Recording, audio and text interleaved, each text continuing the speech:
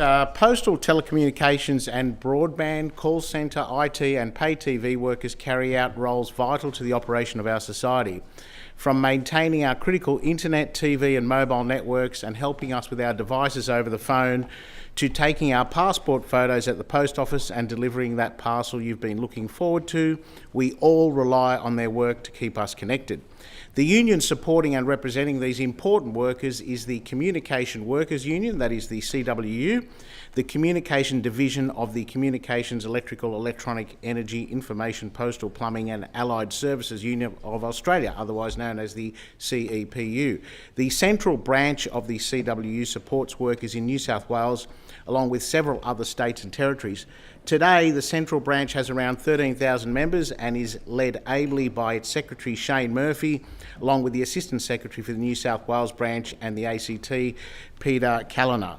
One of the corporations covered by the CWU is Australia Post.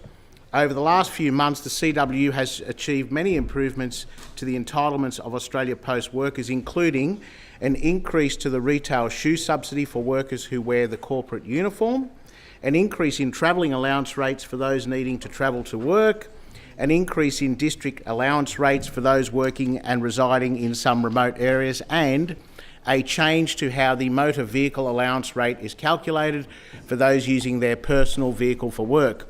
This change intends to cover petrol and repairs more accurately.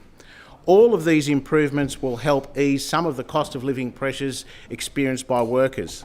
The CWU covers workers at Australian brands we all recognise like Australia Post, NBN, Optus and Telstra.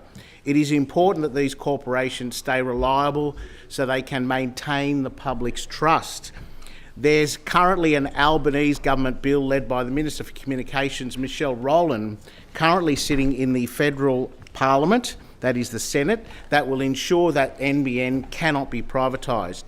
The bill has garnered support from the CWU as it will protect consumers and workers alike. And I'll finish by quoting the State Secretary of the CWU, Shane Murphy. This bill will ensure that Australians will not be threatened with massive price hikes and service quality deterioration that would inevitably occur should this vital piece of our nation's public infrastructure be sold to the highest bidder. And NBN workers and their families will also breathe a sigh of relief knowing their jobs won't be on the chopping block because of privatisation. Mr President, I commend the union for campaigning on this and making sure that our essential services like telecommunications and postal remain in public hands for the benefit of workers and the Australian public.